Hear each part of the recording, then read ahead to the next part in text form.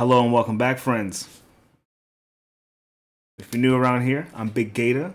If you came looking for the sharpest tennis bets, you're right where you belong. Right now, we're covering the ATP Toronto. We made it to the third round. It's going to be another 2-day back-to-back. This is a 2-week tournament, so we're going to be 2 days of everything for the most part up until the very end. So pop into the comments. Let me see what you guys got going on for today, this evening, and tomorrow. And keep your eyes peeled for the pinned comment to see what I will be playing as well. Had some crazy outcomes today, but we got what we needed. All right, we'll get into that in just a second. But if you guys do enjoy these breakdowns of the matches and like the analysis, please give the video a like. And if you would like to get these slips and picks as soon as they upload with the video, subscribe. If you would like to just go to the pinned comment and take it and move on from there, subscribing will be the fastest way to get my picks. And if you would like to donate for any wins you do get on the channel, for any insight that you do get on any wins, there's a link in the pinned comment. All right. That being said, we'll be looking like today. A bit of a sweat day, I'm not going to lie. This is probably the biggest sweat I've had in a long time. We took Ben Shelton, minus 3.5 on the game spread, going with Yuri Lehechka. Got a double bang there. Ben looked amazing coming out against Manarino. He was not about to take that third loss against this guy. I can tell he was ready to whoop ass, and he's back to doing what he was doing in DC, as I saw with my own eyes. So, thank you, Ben. Thank you, Ben. Next, we have Yuri Lehechka, 1 in straight sets. Good stuff, my boy. Appreciate you as well. We had 2 more picks. They were just straights, though. We took Cam Norrie to win in straights. Couldn't even win in 3. That was the first time I bet on Cam Norrie in a long time, and that will be a long time until I do it again as well. So, and last we had Tiafoe and Watanuki going to a tiebreak at plus 110. Ow, man, that was the sweetest win today. That felt good. So, without further ado, we can pop into the third round and not waste any more time. I want to make sure there's every match that should be on here. We should be chopping down this list pretty well. Okay. Yep. Almost missed one, believe it or not.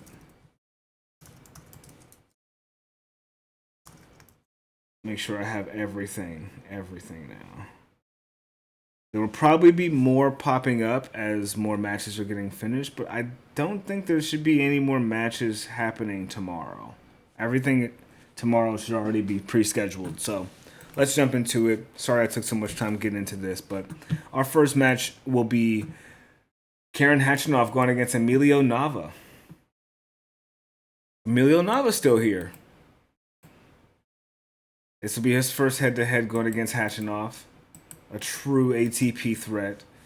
He did take a set off of Rublev back in Mexico a few weeks back. He beat Zizou Bergs in straight sets, which is... He hasn't dropped a set since being here, honestly. Nava's been looking really good.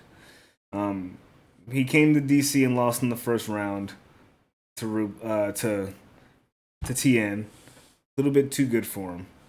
But he got to set off Rublev. So... outside the Tien match, he's... what is that? 7 for 2 on getting a set in a match. So I like Nava getting a set against Khachanov potentially. Khachanov's only played 12 matches so far this season. He's 6-6. Nava is 5-4, so not that much less than him, but.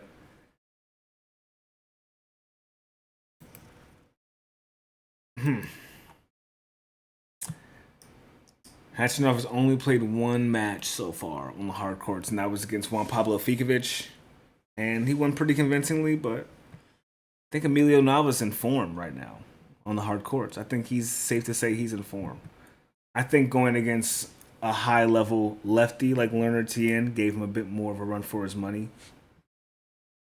Unfortunately, but it is what it is. It is what it is.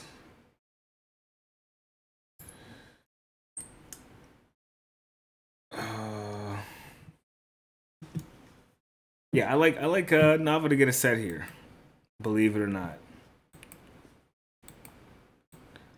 In our next match, we're gonna have Tomas Etcheverry, Tomas Martin Etcheverry going against Francisco Cerundolo. And these guys, oh my god, this is annoying to look at. These guys have played each other 9 times. This will be their 10th head-to-head. These are both clay players playing on the hard courts. I thought I could tell what goes on these matches between these guys. I'm not too good at it. I'm not going to sit here and lie to you guys. When it comes to like predicting how clay players play against each other on the hard courts, I need a bit more studying to do, and I will do that. But looking at what we got Cerundolo is 9-4 on the hard courts. Etcheverry 6-6. Cerundolo is slightly better on the hard courts career-wise, but he's also leading in their head-to-heads. They haven't played each other, but twice in the past 2 years. Etcheverry beating him on the hard courts in the U.S. Open in 5 sets. Jesus. And it going to a 3-setter most recently in Santiago on the clay back in February. So in their last 3 matches in the past 2 years, a set's been given off by both of them. If you're looking for some money out of the situation, Etcheverry for a set, it's on the hard court, and he's been known to do that against them. So I would take Etcheverry for a set here. Granted, Cerundolo was looking real good against Muller. They played a hard match. Yeah, Jean-Marie Muller was putting up a real good fight against Cerundolo. So, and Etcheverry going against Greek Sport, I don't know what that was. So, he beat Greek Sport. I don't know if, excuse me, I don't know if Etcheverry beat Greek Sport or if Greek Sport beat himself, honestly, because what a loss. What a weird loss. We'll carry on, though. We'll carry on. Won't stick too hard on this stuff. Next, we have Lorenzo Musetti going against Alex Michelsen.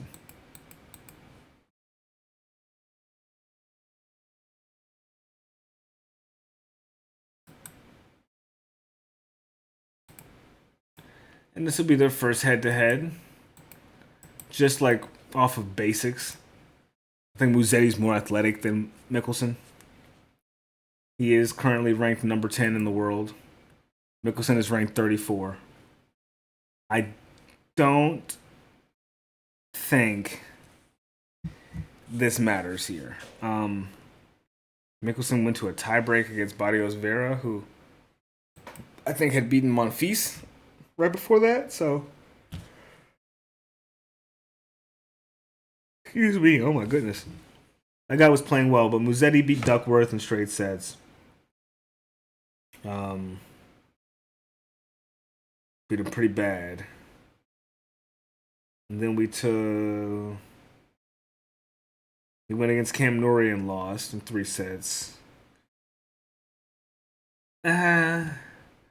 I say off the spread, Musetti wins. Off the most recent game spread, Musetti wins. Michelsen has won more matches on the hard courts, but he also has lost more as well, 3 more. And if you give him 3 more wins from Musetti, he puts him at 10-8, which is just as good. So the only difference is Michelsen does have a pretty high winning record. He's only played about 115 matches on the hard courts, but he's got a 65% win rate. Musetti's played the same amount, and he's at 56. So I would assume that Musetti is the favorite here. He's minus 200. So maybe we can get a little bit of Michelsen to cover the spread. Maybe not covering the spread. Maybe not covering the spread. No. No. Michelsen is not covering the minus 2.5 spread. The plus 2.5. So if you can take that if you like. I don't think Michelsen has the tools to beat a Musetti. Musetti was looking a bit fishy. He was on a 3-game losing streak after the French Open, but he came back looking pretty decently. Same with Michelsen. He lost to Dan Evans, Khachanov, and Mute. Came back and had this little slight win, but I think Musetti gets it done here. I think Duckworth was a harder opponent than Vera was, so just off of that alone, Musetti should get the money line here. He should. He fucking should. Minus 188 on FanDuel. Not a bad price at all, honestly. I'd take that. I might be looking at that today. All right, what we got next? Got Nuno Borges going against Casper Ruud. Casper Ruud was looking good today, y'all. He had us on a certain type of way on them clay courts, but I can't be doing that on these courts, can he? So I don't know. Winning straight sets against Roman Safiullin, not that means a whole lot. Nuno Borges lost a set to Bagnis and also was in a tiebreak with him. I think that kind of shows that Casper Ruud is a super favorite, most likely tomorrow. It's only minus 220. I wouldn't take him just yet. If he makes it to this one, cool. If you guys take him, let me know. I think that Casper Ruud can get it done here. But let's look at the head-to-head history. Nuno Borges did beat him in the French Open this year. He bageled him almost in the last 2 sets. 2-6 in the first set for Ruud, and then 6-4, 6-1, 6-0. He progressively got better against a clay, quote-unquote, specialist like Casper Ruud. So that's a little bit iffy to me. Seems like he might have had his number. But on the hard courts, last year he played him in Los Cabos, beat him in straight sets. Dude only got 5 games out of him. So Ruud is 7-4. Didn't do too hot. He made it to the 4th round in Miami. Lost in the 2nd round in Indian Wells against Marcus Giron. And lost to Cerundolo in straight sets. Not looking the strongest, honestly. Bagnis is really challenger level, though. Like, in its truest form, he's a challenge level. He did beat... I'm sorry, not Bagnis. Borges did beat Fernley and Smith on the hard courts earlier this year, back in March, but that's about it. I might stay away from this one, guys. Just only because Casper Ruud. Matter of fact, I'm going to add that to my Discord group of iffy players. Casper Ruud goes on the list as well. We'll move on to the next one. Let's go to the next one, okay? And, oh man. If you want to see, oh man. Are you guys ready? Are we ready? Because I'll tell you this right now. Tien is going against Riley Opelka. And Riley Opelka should not still be here, and I'm a fan of his. No way he should have beat Thomas Mahach. But he did it. And he did it well. Mahach looked like shit out there in his first game back on the clay. Back on the hard courts. That's my bad. I know better. I tell you guys, don't bet on people when it's their first match back on the surface. But I was like, I refuse to believe that Thomas Mahach can lose to Riley Opelka on the hard courts. I refuse to. There's too many tools in the bag. He didn't know how to use them on the first game back. First match back, he couldn't use a damn thing. So that's on me. I'll take that to the chin. And we will keep it pushing. I think Tien gets rid of this guy the same way he did in Rome earlier this year. And I hope he does. Straight sets like he did on the clay. You just saw him get rid of El Chapo in straight sets, which was a way harder straight set win, if you ask me. Way harder straight set win, if you ask me. Leonard Tien shouldn't have won that match. Just being frank with you. Now he's the favorite. Now this is the thing about Leonard Tien. Someone said in my Discord, he's a great dog to take, but when he's the favorite, he don't be winning.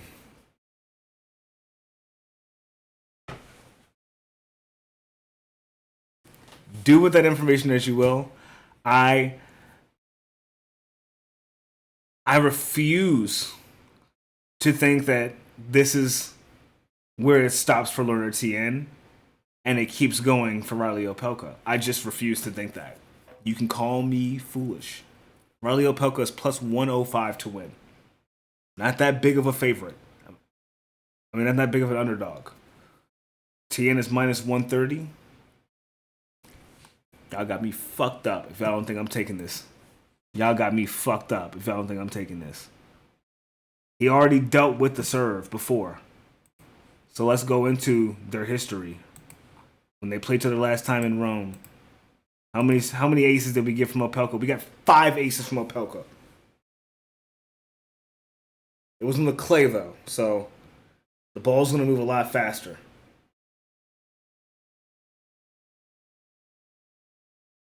Tien broke him 3 times. Opelka broke him twice.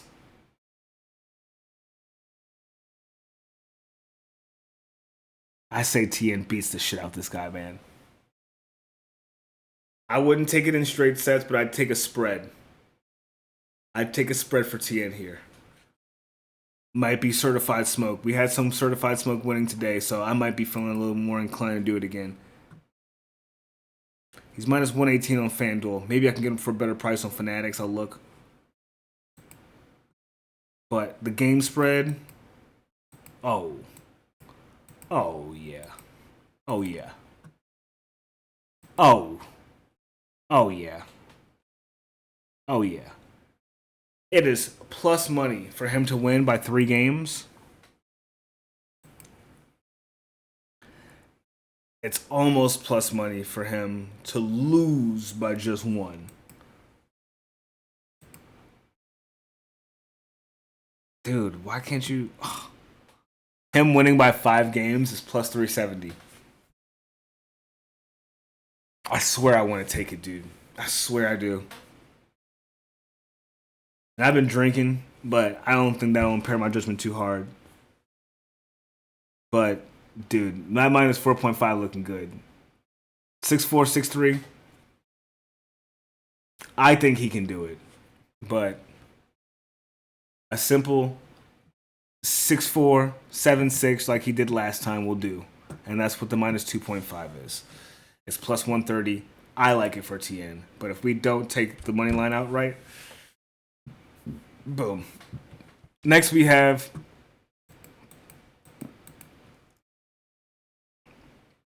oh wait, before we do that, let's look and see how Riley Opelka plays against lefties. I'm gonna make sure we catch that, right? Opelka has only played against 1 lefty. Oh, he beat Mute in 2 tiebreaks on the clay. But he couldn't beat Tien. So he goes to tiebreaks with these. He goes to tiebreaks with damn near everybody he plays. But the lefties, he went with 1 in the first set with Hugo Gaston as well. He lost to Hugo. He lost to Hugo Gaston in the Phoenix Challenger. That should tell you a lot about Riley Opelka. He lost in straight sets. 7-6, 6-3 to Hugo Gaston. It was in March, but still. That may have been one of his 3 wins at that point in the season.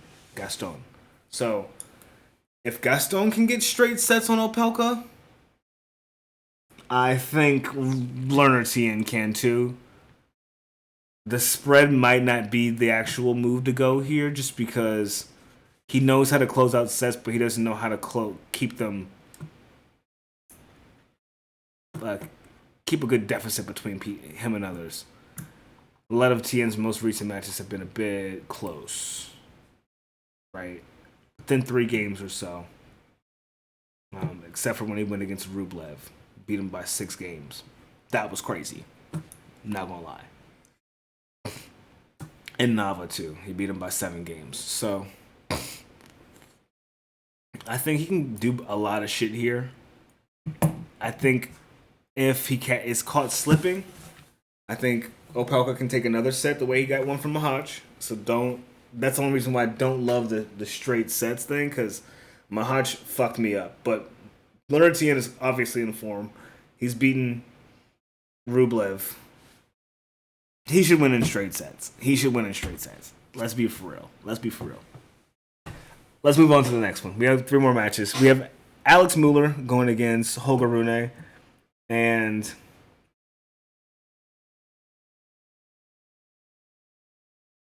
I'm excited for this one, honestly.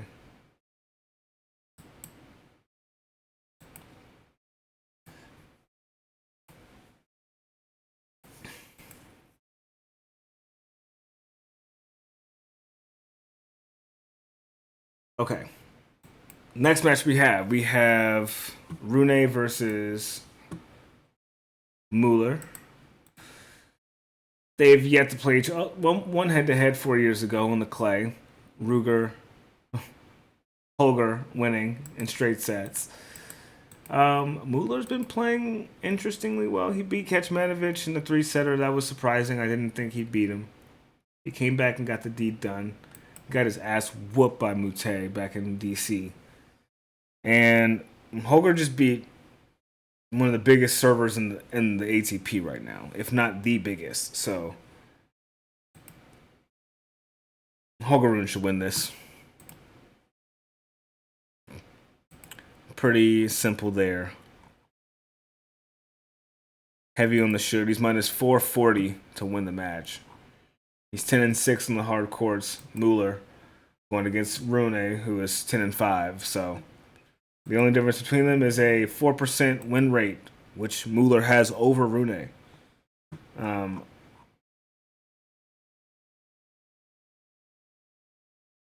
He also made it to a tiebreak against GMP and Pesci Pericard, but he couldn't beat him. That was back earlier this year.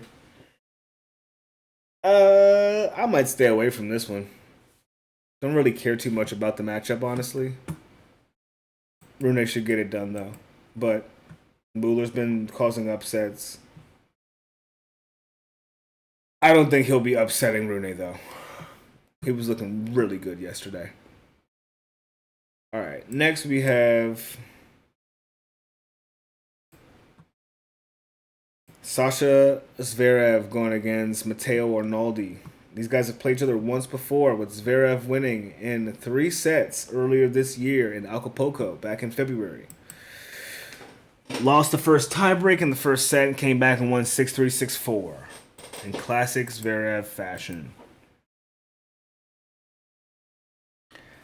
Had about 8 aces, 2 break points, 78% from first serve points won. First serve percentage was at 64%. Both of them had 64%.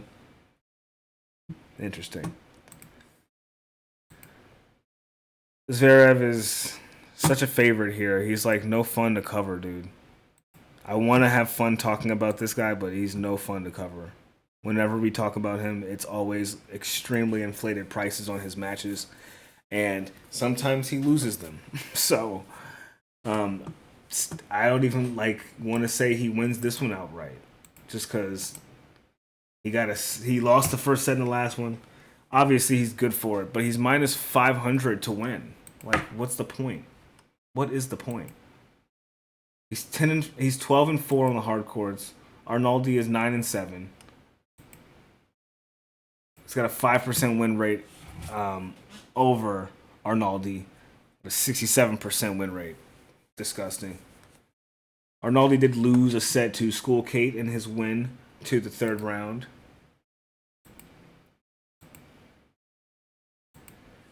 Zverev did climb all the way up to number 2 in the world this year, pushing Alcaraz to number 3 at some point this year. So, if you think that was happening anywhere but the hard and clay courts, you were mistaken. He made it to the final against Sinner in the AO this year, so don't forget that as well. But Didn't really see much from him until Munich on the clay, where he beat Ben Shelton in the final. And made it to the quarterfinals in Rome, quarterfinals in Roland Garros, semis in Halle, final against Fritz in Stuttgart. I don't know, man. Zverev be kind of like, I fucking love the guy, but it's like, what? Sportsbooks don't want you betting on this guy. I feel like there's no fun in it at all. What's the spread like? 3.5? I wouldn't take that, bruh. He not about to win by no fucking 4 games. He won by 3 games against Adam Walton. You think ranked top 40 players gonna? No, come on, bro. Like, it's plus money for Arnaldi to cover the spread. I would lean on it. I wouldn't touch it though, to be honest with you. Last but not least, we got Daniel Medvedev going against Alexei Popyrin. Actually, I don't know if this is last. Well, I think we might have some more. I think we do have some more. Medvedev and Popyrin. Oh my gosh. Medvedev has won 4 times. Popyrin has won once. They have 5 head-to-head so far.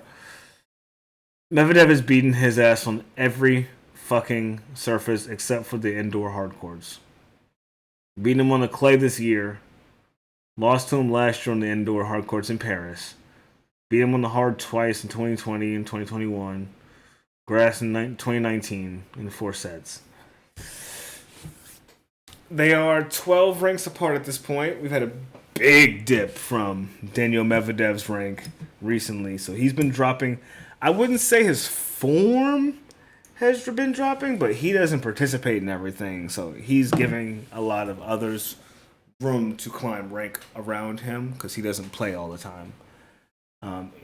He lost in the first round in Wimbledon. That was crazy. That gave a lot of people a lot of space to rank above him. He lost to Mute as well. So he lost to Ben Bonzi, Alex Bublik, and Corentin Mute as his last 3 losses. Those are fucking weird. His wins have been against Yibing Wu, Dalibor Svechina, and Opelka. Not strong contenders. He did beat Zverev back on the grass. That was all the way back in fucking June. End of June. It's almost August.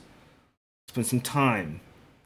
Popyrin barely won in straight sets against that 18-year-old from Canada who got us those 8 games.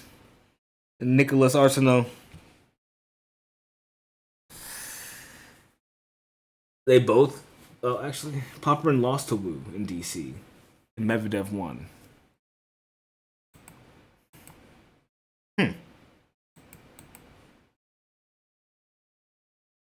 hardcourt specialist. He is 12-6 this season. Alexei is 3-7.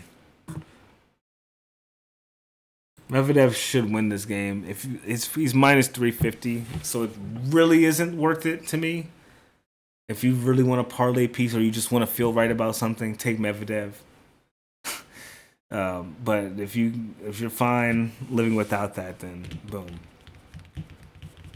I think that's it for tomorrow, though. It looks like Nakashima and Shelton play on Friday, and Rublev and Sonego do too. So I'm gonna leave it alone here. And I think we can just cut it off for today. Looks like that's all we got. Sick. So that does conclude our picks for today, but we will see what we got going on. There's still some more matches going on. We got Dimanar and Komasana going up. Komasanya, forgive me. And we got Caballas Baena going against Fritz. And Tsitsipas going against O'Connell. I think it's already happened. I think Tsitsipas won straight sets. So looks like he's feeling better. Safe to say. I think Arthur Fils beat Pablo Carreño Busta as well. So I think he'll be going against Lehechka, which will put Flavio Caboli against Matazan. So, hey, we got some shit to talk about tomorrow. We'll talk about it tomorrow. I'll get the pinned comment up for you guys as soon as possible. Let me know what you guys are doing. pop into the pinned comments, say what you got in the pinned. Sorry, I have a Discord. Check that out.